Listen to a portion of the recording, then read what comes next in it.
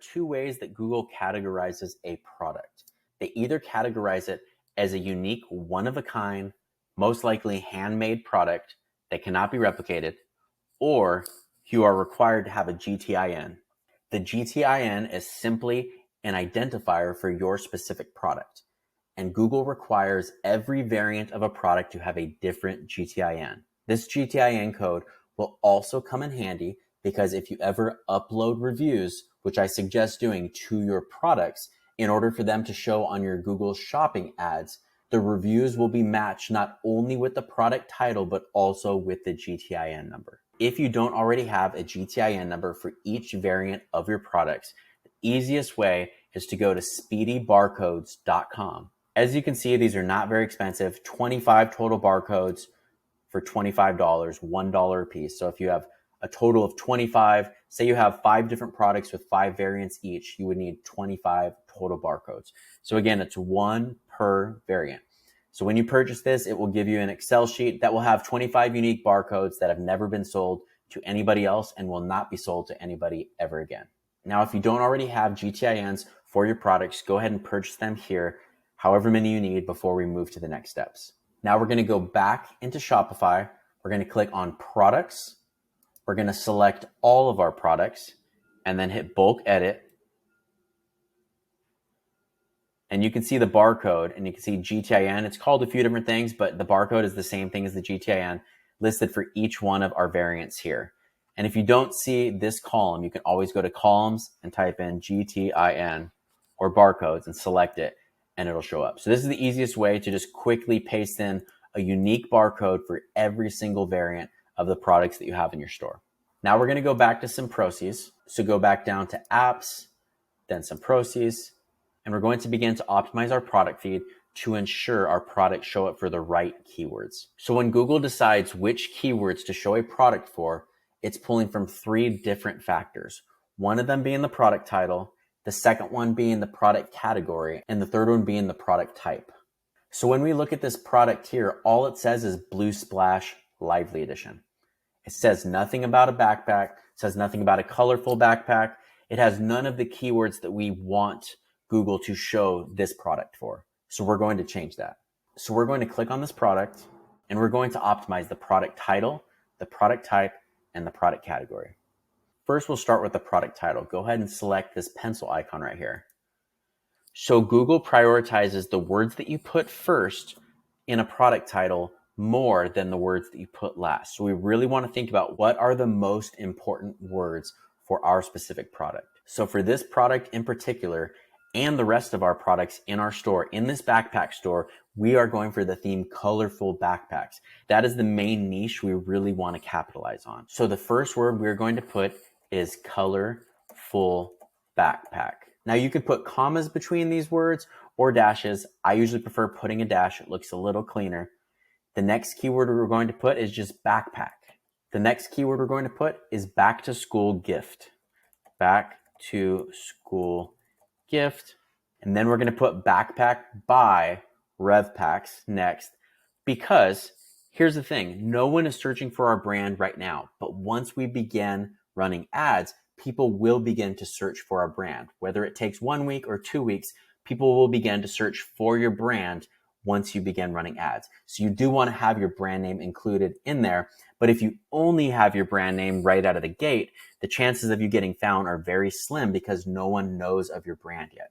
Now, if you were selling Nikes, the main word you would want at the top is Nike, because that is the main thing that people are searching for.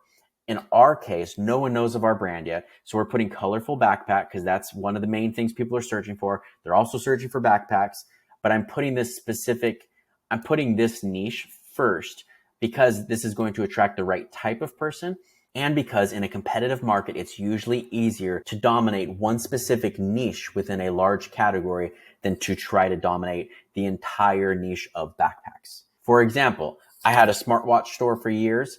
It was nearly impossible to run profitably until we started only targeting keywords like blood pressure monitor, portable blood pressure monitor, blood pressure smartwatch, because the competition was much less.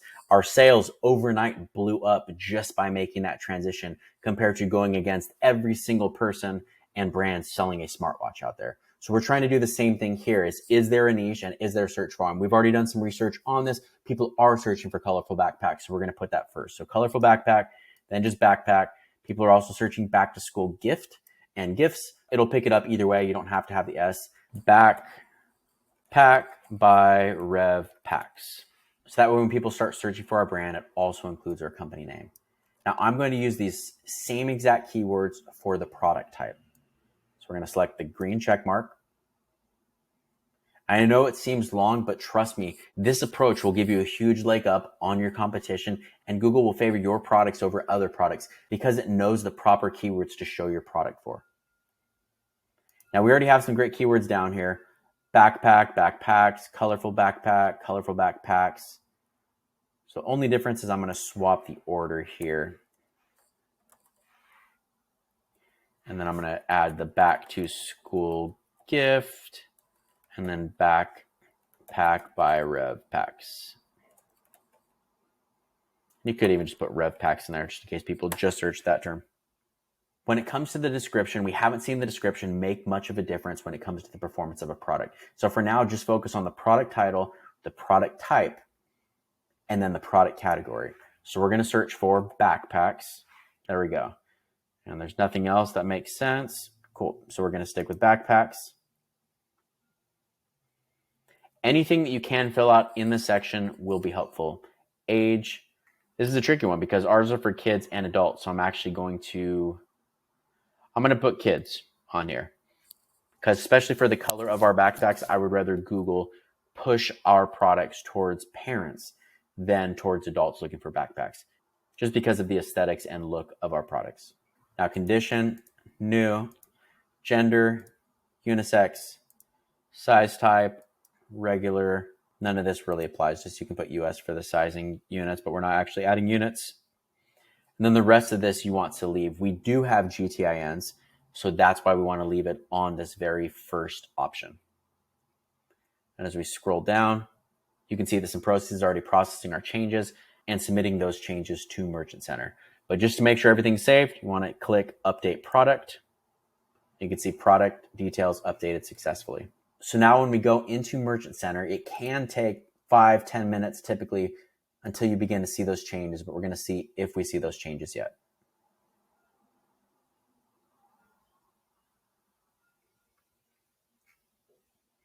So there you go.